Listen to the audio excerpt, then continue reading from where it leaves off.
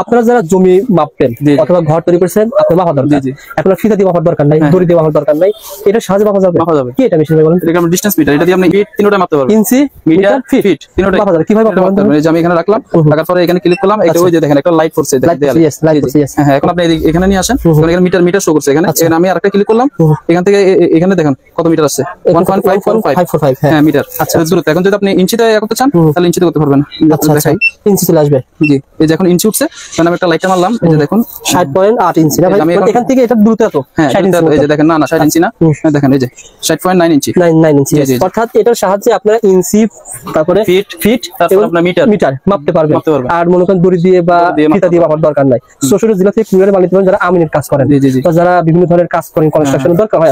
100 metre আছে, 100 metre হলো যেটা 100 মিটার পর্যন্ত আপনি মাপতে পারবেন। আচ্ছা, তারপরে আরেকটা আছে আপনার 70 মিটারের, সেটা নিতে পারবেন। আমরা কিন্তু লেজার মেশিন দেখিয়েছি, লেজার মেশিন পেয়ে যাবেন, laser level machine. Laser level machine.